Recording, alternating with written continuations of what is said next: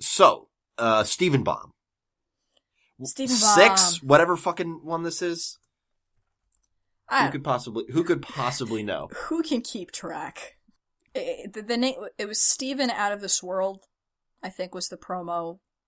I think it's one of those things where, like, they don't want to actually keep putting numbers on the end of them because it's gonna, like, make everyone like, oh, still doing this, huh? Yeah. Yeah. So, Steven goes to space. And not just the moon. I've been talking for a lot. You lead this show. Okay. So, we start off with Steven's dream. Steven has a dream of some kind of, like, gem relic. And he wakes up just, like, his eyes are just gooshing, like, just losing it. Like he's anime not, like, crying. Yeah, he's not, like, but he's, like, his eyes are just so wet. Like Miyazaki crying. Yeah, big old gloopy gloops. Yeah, like Chihiro eating the rice ball. Think that. Yes. And he, like, asks for information. It's like, hey, guys, what is this, what's this thing? Because he and Connie find, like, a picture of it in the journal from that episode. And all the gems are like, absolutely not. You cannot go. And he's like, well, I want to go. What? I'm going to stop it. I'm going. Dad, let's go to Korea. So they go to Korea. Uncle Andy flies them to Korea and is like, all right, no time for any fun. We got to go right to work. Well, I mean, we can have a little fun. Then they go to all the Korea stuff, including an animation studio where they're animating Steven Universe. It's very cute. It's very cute. I wanted to eat those noodles. Korea looks really fun. I want to go to Korea. Yeah. So anyway, they go to where that, the palanquin of Pink Diamond is, which is like that, like, throne that you have people carry you on. Like Cleopatra or whatever. And when he's there, he finds somebody grieving over the palanquin, and that person, that is Blue Diamond, seen in the flesh for the first time in the show. Mm-hmm. Voiced by Lisa Hannigan, an Irish singer, songwriter, musician. Yeah, she's just an accomplished musician over there. Yeah, she's got... And over here, too. 3 albums. She's done some soundtrack work. Some films. She finds Greg and they actually, like, have a pretty good heart-to-heart about, like, you know, losing somebody hurts and the pain never goes away and I feel bad every day, but, like, you just gotta do it. And she's like, thank you for talking to me. I'm gonna put you in a zoo. What? And she just grabs him and they go to the ship and they fly away. Well, she was like, I didn't know that something like a human could understand how I feel. And, like, part of her whole thing is she's like, how can this, like, simple, delicate, little, squishy world survive while something like what's supposed to be an indestructible diamond can perish and just leave us all behind? And she takes to Greg. She takes a liking to Greg, and she's like, I want to preserve her legacy. I like this fat man. Yeah. Yeah, she's absolutely just destroyed over Pink Diamond still. Like, I saw in an interview with Rebecca Sugar, like, she describes Blue Diamond as a ghost. Like a walking ghost. Just, like, down. Like, heavy presence. Yeah, she basically died. Her spirit died with Pink Diamond. And here we are. So, yeah, she kidnaps Greg and is like, Steve's like, fuck. Damn it, I'm Steven. I gotta go get him. Gems, I fucked up. We gotta go get him. And everyone was like, we're sorry, Steven. And he's like, no, I don't care. We have to go. We have to go right now. Get in the ship. Get in the Ruby ship. So they get in the Ruby ship, and they... Just the 3 gems in Steven. Yeah. Yeah, just Garnet, Amethyst, and Pearl and Steven. They get in the Ruby ship to go to, Pink Diamond had a human zoo, which Blue Diamond has been taken care of. Because, I mean, here's the thing. Like, Pink Diamond didn't actually have that much under her domain, so I bet it was pretty easy for the other gems to take up administrative control over them. Right. So there's this human zoo in space that is, I think it was like 70 light years away, but they used the gravity drive, which affects gravity to, like... It's like the warp drive from Star Trek. Yeah, to let them, I think it like literally changes the laws of physics or something. And there's some cool like body squish gags with them trying to adjust to the crazy gravity. Which I'm sure you had a lot of fun with if you're into that sort of thing. Yeah, go nuts. Which I remember during the MagFest panel, Sugar and Cordy were like, yeah, we support it 100%. Which I wouldn't be surprised if later they were like, man, I wish I hadn't said that. But, yeah, I mean, and Steven has the whole thing is like, I fucked up so bad. I was too impaciente, and now everything's ruined because of me, and we're gonna crash and die, and like, I gotta fucking pull it together, and I want my dad, and then he does. And then I started crying, because that was such an amazing performance, when he was just like, I want my dad! I want my dad! And I was crying. Yeah, that like regression to childhood kind of thing. Like, this is a very basic thing. Also, they hit the rubies in space, and they're like, we should get them. It's cruel. And Steve was like, on the way back. Like this is the first time Steven's always vulnerable in the sense he always wears his emotions at his sleeve, but this seems like the first time he's been scared in this particular way. Because his father's always been removed from this whole world, and the idea that he can lose his dad had never really occurred to him, I guess, or was something he never wanted to think about. And it really shook him and fucked him up really, really bad. And it was really, it was hard to see for the poor guy, but it makes sense. Cause even Pearl was like, our Greg? He's vulnerable to this shit too? And it's at this point, it could happen to anybody, and especially since Greg is Steven's dad, he has as much risk as anyone else. And he's just a human, he's not a gem. Yeah, so they get there, and then we get to Gem Heist, which is them trying to bust Greg from the zoo, and they have to put on this whole show of acting like they're supposed to be there. So Garnet defuses, so Sapphire, who was under the jurisdiction of Blue Diamond's like, yeah, I brought another human for Blue Diamond's thing. This is my Ruby guard, Amethyst for extra hired muscle. I don't know about all, but a lot of the guards on this station are Amethysts from Earth and a couple of Jaspers from Earth. Yeah. They were all former Earth gems that, the way that Holly Blue Agate made it seemed like, the other diamonds wanted nothing to do with them, but Blue Diamond was like, they're part of her legacy, we'll have her work at this facility. Because they managed not to die after the war, so. Yeah. I imagine that, the Jasper we saw, probably went above and beyond the Call of Duty to get where she was. Well, Peridot implied that she's the most perfect gem she's ever seen, and Peridot has grown gems all across the gem empire, so Jasper is by far superior. Yeah. 31 IVs across the board. That's a Pokemon reference. Yes.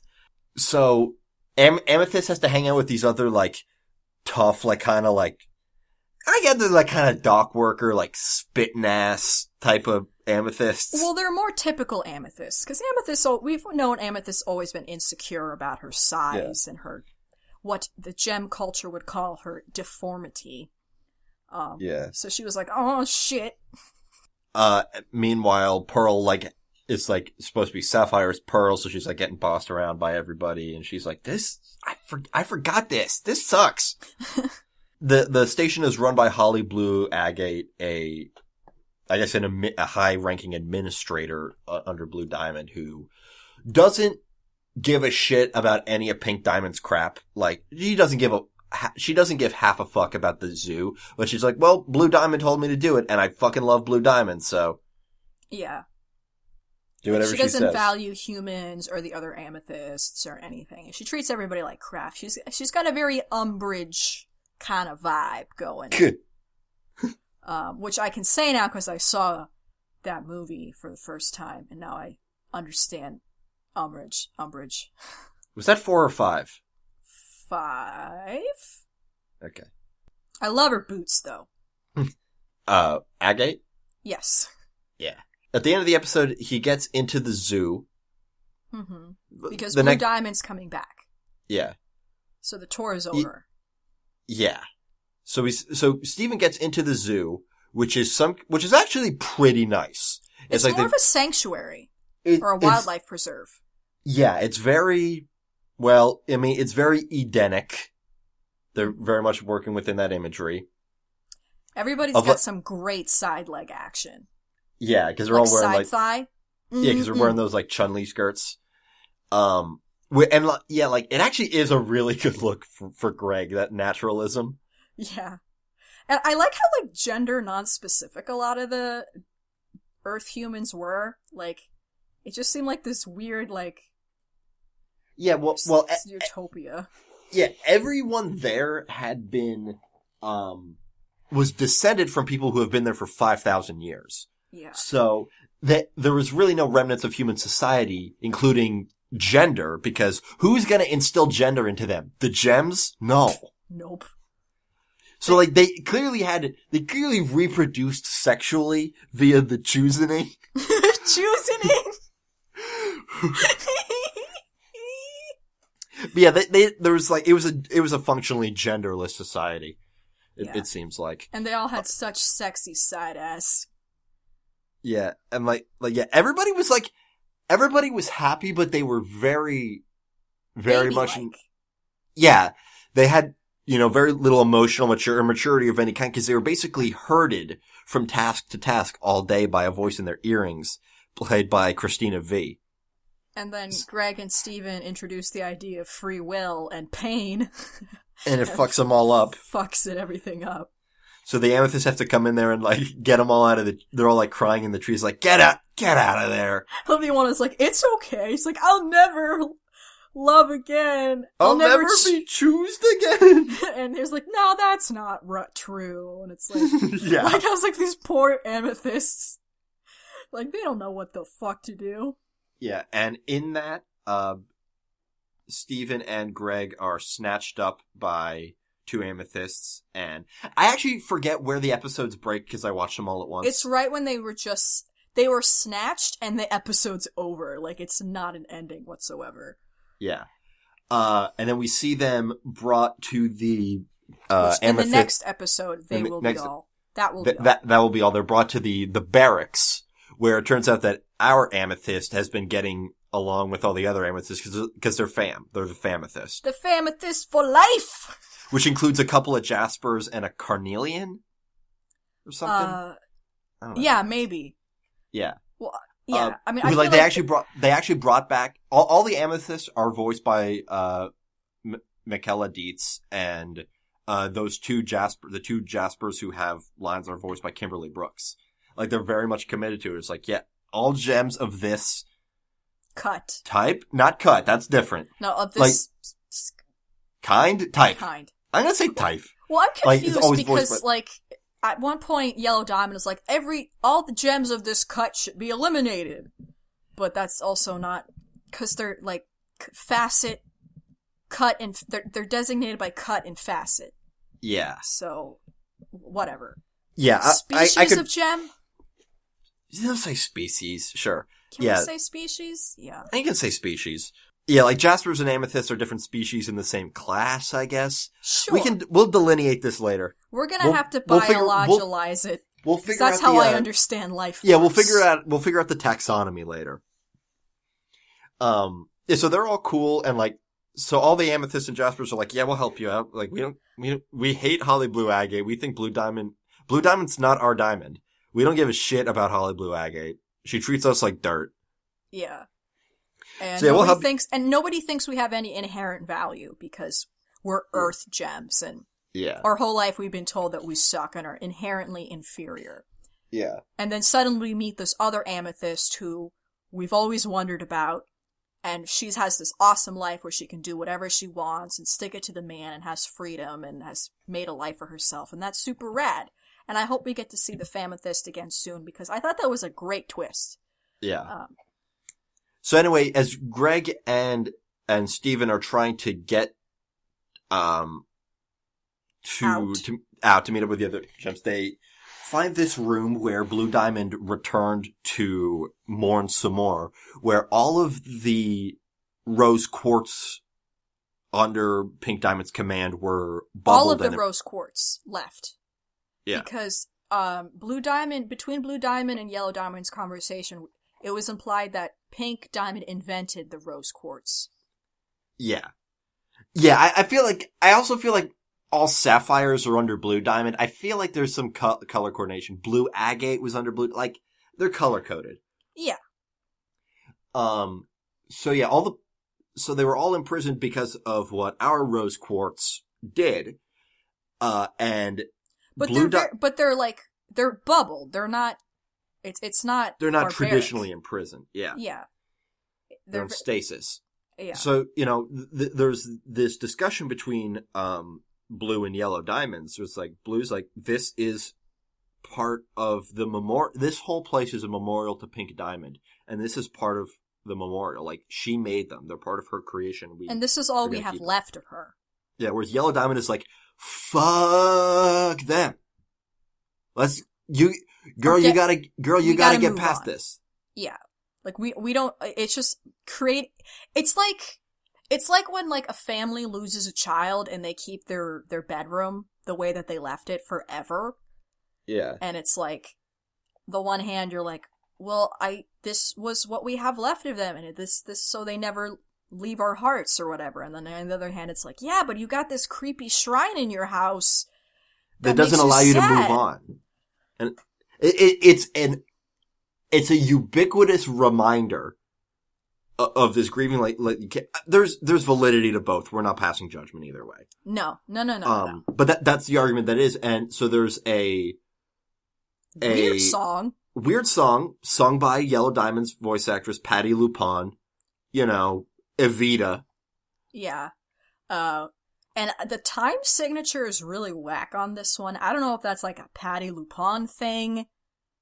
I don't know if they wanted to challenge her. I mean, I don't know much about musical theater. I know she's a legend. A legend, absolutely. But it was a weird song. I've listened to it a few times and I still can't get into the groove of it. Really? Yeah, it's over, isn't it? It's not, the Garnet one. It's like, it's not strong in the real way. It's very different. And I'm sure that was intentional. You know what part of it may have been is, to make it sound alien. Yeah. Because anything that's not in a binary, time signature sounds fucking weird. And it is interesting to know that gems will just sing songs. Like, yeah. It was like, Jello was just like, Pearl, sing a song, make her happy. Yeah.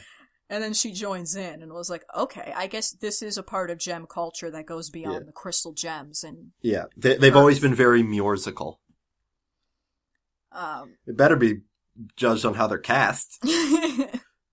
Because that's the thing. It's not like they're not going to cast Patti LuPone and not have her sing a song. Well, Holly Blue Agate is also a singer lady. She's not labeled on the Wikipedia for some reason. Let me just Google her. Because, Rebecca Sugar has made it clear from the beginning she wants everybody to be a singer before an actor.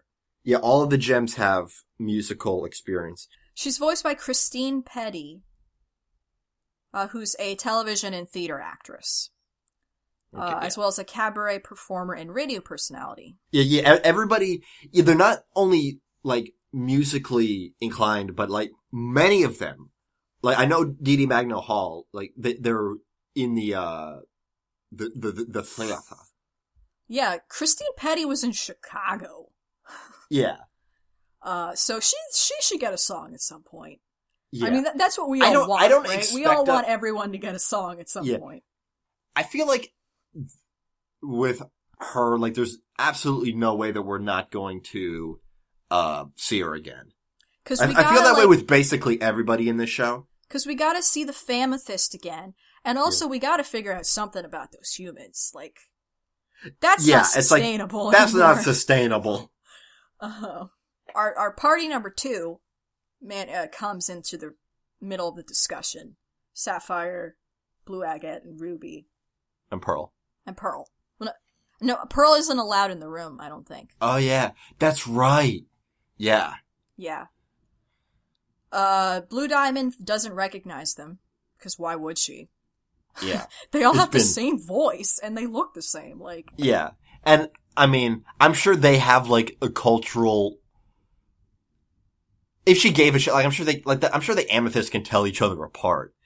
Well, yeah. But the diamonds so it's have possible no that, like, reason to tell other gems apart. Well, I understand that sapphires are relatively high profile, so maybe if there was more active sapphire, she would recognize. It's a little unclear. But yeah, our sapphire has been gone for 5 thou. Right. Nearly 6, I think. Yeah, she brought another human to the human zoo. Then they're walking back to the They get away with it, basically. They're walking Sapphire back to the hangar.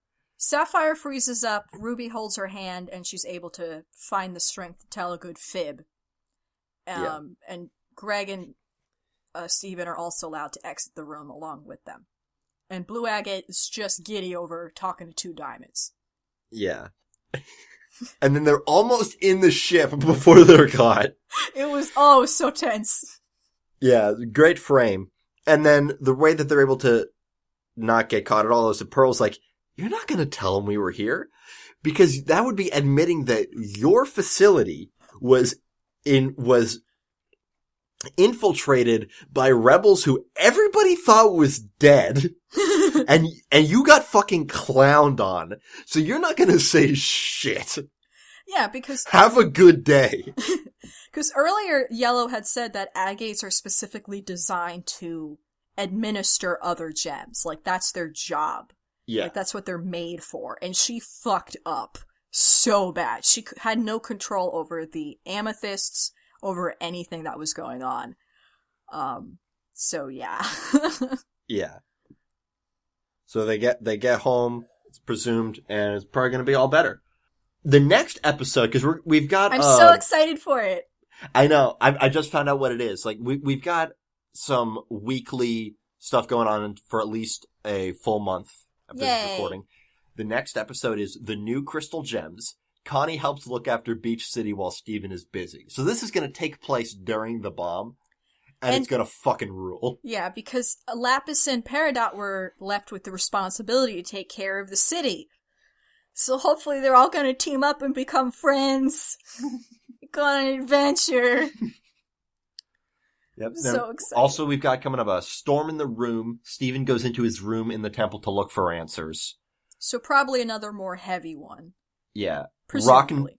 Ronaldo. Yay! Ronaldo sets out to find all the rock people living in Beach City, which sounds like it's going to be a light one, but who fucking knows? I mean, it's probably going to be framed lightly. Like, yeah, and then what is he going to learn that we don't already know at this point? Yeah, and then Tiger Philanthropist. We don't have a synopsis for that, but it's finally coming out March 3rd. More wrestling. Maybe Pearl joins. That'd be fun. What would Pearl's wrestling persona be? I mean, she would definitely go high fan. Alright. So, that is Stephen Bomb, like, it certainly wasn't the bombiest bomb we've ever gotten. I mean, it definitely gave us a lot of what we wanted. Yeah. And that's to see more of gem culture as it's practiced outside Earth. Yeah. And we learned about some stuff we didn't know about. Yeah. And we got to see a diamond. Yeah, we got to see another diamond. That was very cool. And they got to sing a song. And the 2 pearls teamed up to sing backing vocals. Yeah, both Dee Dee Magno Hall just being different. One was really timid and the other was really nasally and susical. Yeah, there's Susical Pearl and Sad Pearl. Susical Pearl and Live Journal Pearl. And I wonder who's going to play White Diamond. I need to know about White Diamond now because everything it's implied that she's head diamond. She has the most colonies. Yeah. She's at the top on the insignia. White diamonds are original diamonds. They're the most pure diamonds. In terms of like composition, we're We're not making a race thing. That's what I meant. I meant like Yeah, as a gemstone. When you yeah. think of a diamond, you think of a white diamond. Yeah. You know. Technically, color diamonds are impure diamonds. Yeah, they've got like other shit in there. Yeah, like I'm very excited for that. I'm very excited to see her Pearl. Very excited for all the other stuff that this show's going to give us. I'm super excited for all these episodes coming down the pipeline, and I'm also excited to have more fun times in Beach City. Yeah. Yeah, I'm really looking forward to like regular episodes. Like we got weekly episodes, which is frankly what I like the best. Yep, me too. I'm not opposed to bombs, but I prefer weekly regular episodes. I feel like bombs are okay if it's like a set of episodes that, like this one worked because it was one episode leading into each other. Like if I had to wait a week between these episodes, I would have been just like sitting on pins and needles. Yeah, this is the best set of episodes to make a bomb out of, where it is like 5 episodes that end to be continued. Yeah, like immediatamente. Like the zoo was like between, like Gem Heist led directly into the zoo. Led directly into That Will Be All. Like, there was, like, they just cut off. It didn't even fade out. Like, yeah. Adventures in Light Distortion, you could have had an episode in between. But those 3, no. Yeah. Anyway, so that is our show. Here's the close-a-monies. Close-a-monies. Thank you to everybody for your very nice response to the last episode. It's really nice that people are still hanging around. Yeah, I need to read those. It's because I've been using my Gmail for business purposes, so I haven't been checking the Toon Goons Gmail. I mean, do you want to look that stuff up right now? Yeah, I'm logging in right now. I just want to shout out to Tim Foley. They signed their name, so I'm assuming it's okay to say it. Wolf's Rain is an anime I've never seen, but I really, really, really want to, because I just know that it's really heavy, and I don't, like, it's hard to be like, I am going to get into something very heavy that doesn't end well. Because I know it doesn't end well, so it's hard to, like, jump into it enthusiastically. Yeah, Tim wrote us a very long, very nice email after our Moana episode, talking about, you know, how much they like the show, and like we really appreciate it. We've had a couple of stuff on Twitter. Like, actually had somebody respond today after I put out a notice that we're talking about Tutu. That's I think Corazon said that this is one of her favorite animes. Yeah, I mean, it's a great anime. Yeah, to be one of your favorite. Trick asked us if we're going to cover Adventure Time Islands. That's the next thing we're going to record. Yeah, probably next week. Like, I don't see that being a problem. Yep. So our next episode will be Adventure Time Islands, and also the bomb that happened the week before it, which was frankly a prelude to it in a lot of ways. Everything after reboot. Yeah, we're gonna talk about that week before, because we didn't get to talk about all of it, and it's important.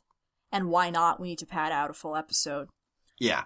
And Islands was really good. Islands was very, very good. And it was everything I could want as an Adventure Time fan. Yeah. Other stuff that we're gonna do in the future, like we still have every intention to do an episode of Mob Psycho. The other day, I watched all of Batman Spider-Man in one night, and I fucking adore it. Yeah. And I really want to talk about it. You know how much Nikki adores it? He considers it the successor to Homestar Runner. And you know how much this motherfucker loves Homestar Runner. I think that is a statement that I'm going to have to clarify a lot when we do the episode, but like, yeah, I got very similar vibes. And I'm excited to watch it because I like to be happy and not miserable, which is not what's happening in the world right now. Spectacular.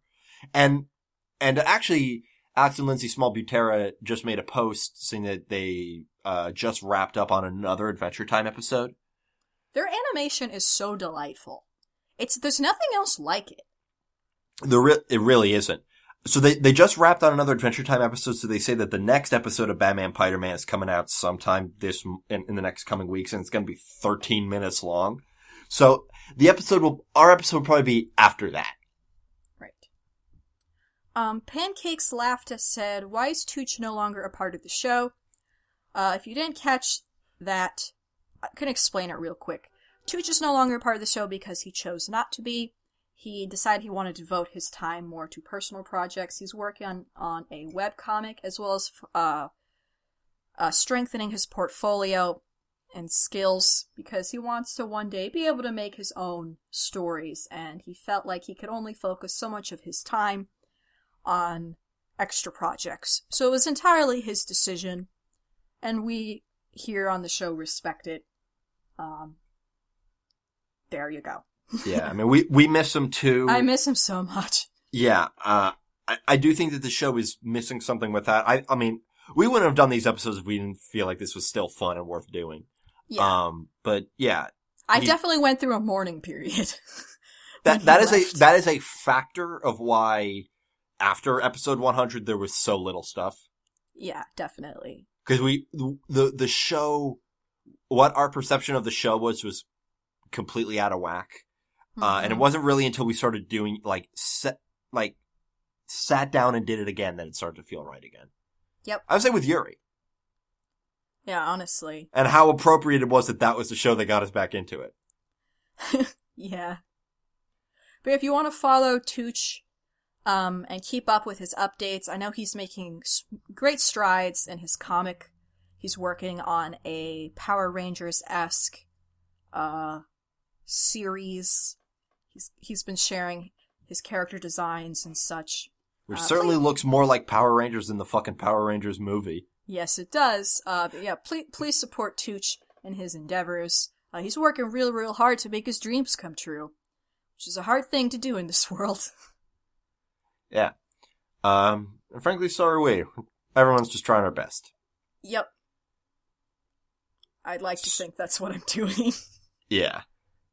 So that's everything. I mean, if you want to contact us about anything, the best ways are either our Twitter, which is at the Toon Goons, or email thetoongoons@gmail.com, and we'll shout you out on the show unless you specifically don't want us to. Then just let us know. And or same the thing Tumblr about, asks, I've been Tumblr asks as well. I've been making an effort to refill our queue. Yeah, thetoongoons.tumblr.com. And if you want to remain anonymous or use a pseudonym, just let us know. We're happy to oblige. Yes. That has been, specify pronouns, otherwise we'll use they. Yeah, that's been our show. I've been Nikki. I've been Nina. And thank you for tuning in.